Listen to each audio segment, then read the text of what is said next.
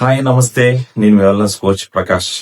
Last వీడియోలో మనం fat ఎలా క్రియేట్ అవుతుందని దాని గురించి మనం డిస్కస్ చేసాం కదా. అలాగే ఫ్యాట్ తయారవడానికి లేదా ఓవర్ వెయిట్ అవడానికి గల కారణాల్లో ఒక కారణం గురించి ఈ రోజు మనం డిస్కస్ చేయబోతున్నాం. మీరు రెడీనా? Are you ready? మీ wellness coach sign in. Over weight లేదా ఒబేసిటీలోకి వెళ్ళడానికి ప్రధాన కారణం అధికంగా తినడం. అదేం సార్ అధికంగా తింటే లావు అవుతారా అని అంటే, వన్ ఆఫ్ ది రీజన్ కావలసిన దానికంటే ఎక్కువ ఫుడ్ తినడం. అవునా కదా? అందరికి తెలిసిన రీజనే. కొత్తగా చెప్తారేంటి సార్ మీరు? ఎక్కువ తింటేనే కదా బరువు పెరుగుతాము అనుకుంటారు. ఎక్కువ తిన్న అందరూ కూడా బరువు పెరగాలని ఏమీ లేదు. చాలా కారణాలు ఉన్నాయి వెయిట్ పెరగడానికి. అందులో ఒక కారణం అధికంగా తినడం. సరే, ఈరోజు ఈ విషయం గురించి డిస్కస్ చేద్దాం. అధికంగా తింటే ఎందుకు ఫ్యాట్ క్రియేట్ అవుతుంది? అధికంగా తింటే కండ ఎందుకు పెరగకూడదు? ఎప్పుడైనా ఆలోచించారా? అధికంగా తింటే బోన్ డెన్సిటీ ఎందుకు పెరగకూడదు? ఫ్యాట్ ఎందుకు పెరగాలి? ఎప్పుడైనా ఆలోచించారా? అవును కదా, సూపర్. మనం ఇండియన్ డైట్ వచ్చేసరికి మనం ఎక్కువ మోతాదులో తీసుకునే పదార్థాలు ఏంటంటే కార్బోహైడ్రేట్స్ ఉంటున్నాయి. కార్బోహైడ్రేట్స్ అంటే పిండి పదార్థాలు. పిండి పదార్థాలు అంటే ఏంటో కూడా తెలీదా? బజ్జీ, పునుకు, చపాతి, దోశలు, గారెలు, బూరెలు, జంతుకులు, చెకోడీలు, రైసు, షుగరు, ఇవన్నీ కూడా ఏంటంటే కార్బోహైడ్రేట్స్ అన్నమాట. ఇవి లాస్ట్ వీడియోలో మనం చెప్పాం, కార్బోహైడ్రేట్స్ జీర్ణమైన తర్వాత గ్లూకోజ్ గా మారుతుందని. అవునా కదా? ఎప్పుడైతే మనం ఇండియన్ డైట్ లో కార్బోహైడ్రేట్స్ అనేవి ఎక్కువగా ఉన్నాయో, గ్లూకోజ్ అనేది ఎక్కువ మోతాదులో తయారవుతుంది. ఈ గ్లూకోజ్ అనేది మన శరీరానికి ఏ విధంగా ఉపయోగపడుతుందని అంటే, మన యొక్క పెట్రోల్ ఇంధనం లాగా పనిచేస్తానమాట. నేను ఇప్పుడు మీతో మాట్లాడుతున్నానన్నా, నేను ఇలా చేతులు ఆడిస్తానన్నా, పనులు చేస్తానన్నా, దానికి నాకు కొంచెం ఎనర్జీ కావాలి కదా. ఆ ఎనర్జీ ఎక్కడి నుంచి వస్తుందనంటే, మనం తిన్నటువంటి ఈ కార్బోహైడ్రేట్స్ అలాగే గ్లూకోజ్ నుంచి. అర్థమైందా? ఓకే, బలం అన్నారు కదా గ్లూకోజ్ అంటే. మరి ఫ్యాట్ ఎక్కడి నుంచి వచ్చిందని అంటే, ఈ బలం మనం ఈ రోజు వాడుకున్న తర్వాత పూర్తిగా ఖర్చు అవ్వకుండా ఉన్నట్లయితే, మిగులుబడి ఉన్నట్లయితే, ఈ మిగిలిపోయిన గ్లూకోజే ఫ్యాట్ గా మారుతుంది.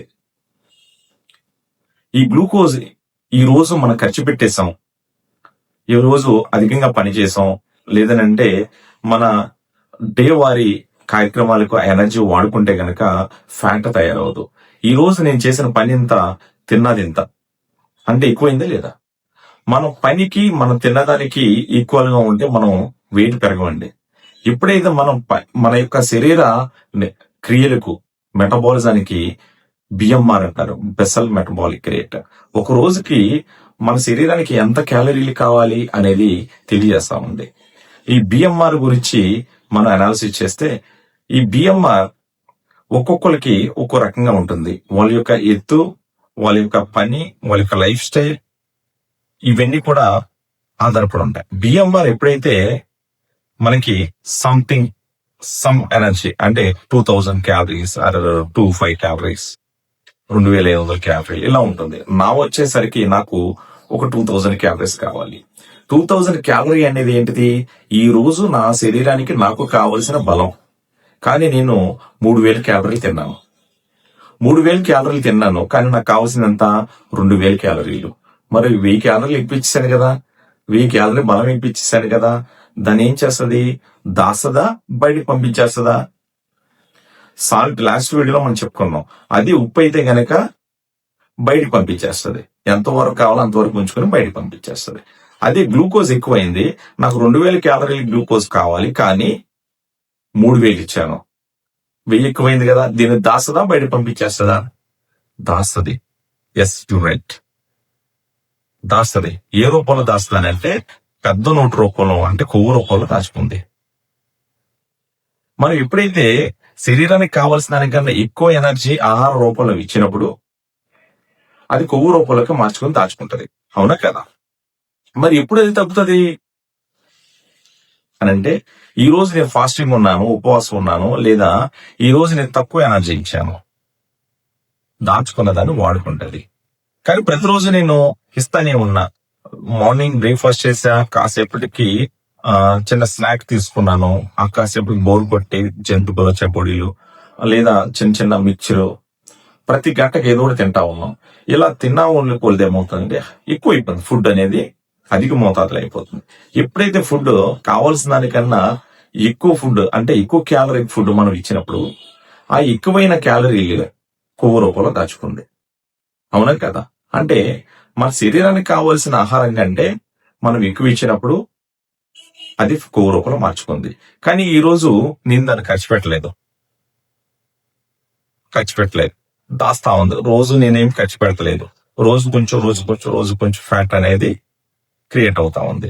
రోజు కొంచెం 1000 క్యాలరీస్, అంతేగాని రోజుకి అర కేజీ పెరగదు. అంత ఫుడ్ మనం తినలేము. ఓకేనా? అంటే మన శరీరానికి ఎంత కావాలో అంత తింటే గనక మనం బరువు పెరగడం అనేది సాధ్యపడదు. మన శరీరానికి కావాల్సిన తక్కువ ఎనర్జీ ఇచ్చినప్పుడు డెఫిషియన్సీ ఉంది కదా, ఆ డెఫిషియన్సీని ఫిల్ చేయడానికి నిన్న మొన్న దాచింది కదా దాన్ని వాడుతుంది. కానీ మనం దాచిన దాన్ని వాడుతున్నామా? ఇంకా ఇస్తా ఉన్నామా? నిన్న ఎలా తిన్నామో ఈ రోజు కూడా అలాగే తింటున్నాము. నేను ఏదైతే స్నాక్ తిన్నామో ఇంకొక స్నాక్ తింటా ఉన్నాము. మన లైఫ్ స్టైల్ రెగ్యులర్ గా ఒకేలా ఉంది, లేదా అధికంగా తింటున్నాము.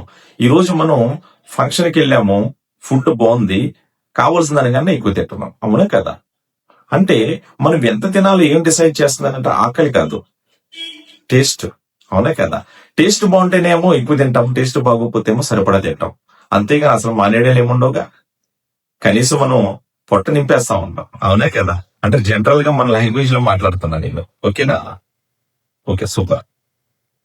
అంటే మనకు నచ్చితే ఒకలాగా, నచ్చకపోతే ఒకలాగా, అలాగే ఆకుకూరలు అయితే ఒకలాగా, మాంసం అయితే ఒకలాగా.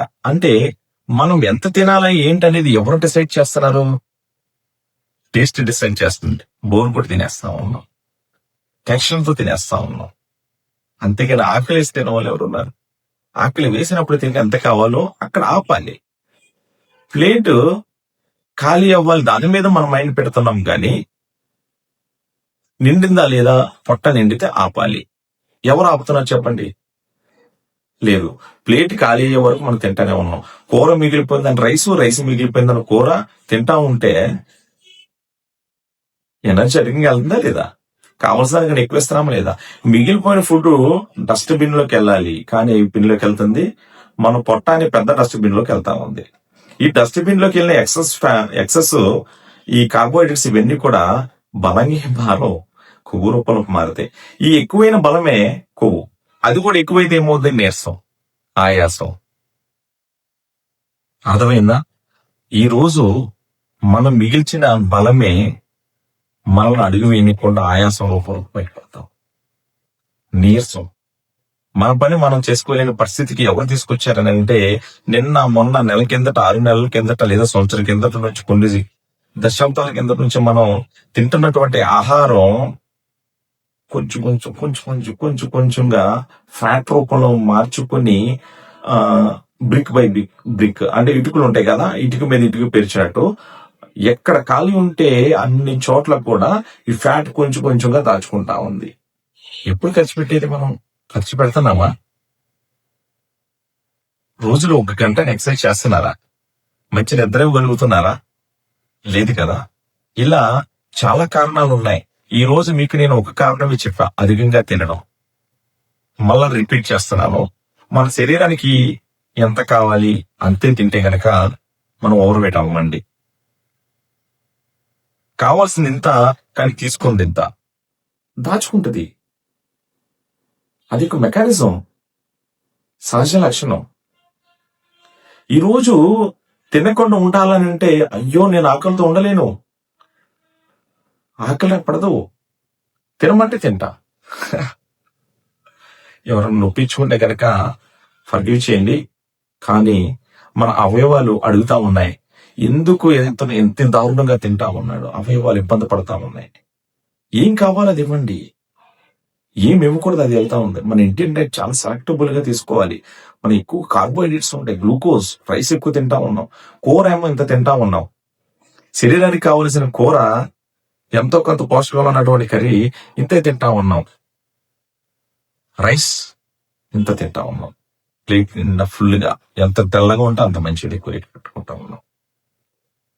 ఈ రోజు మనం తెలుసుకోవాల్సింది ఏంటంటే అధికంగా తినడం. అధికంగా ఏం తింటున్నాం? కూర తింటున్నామా?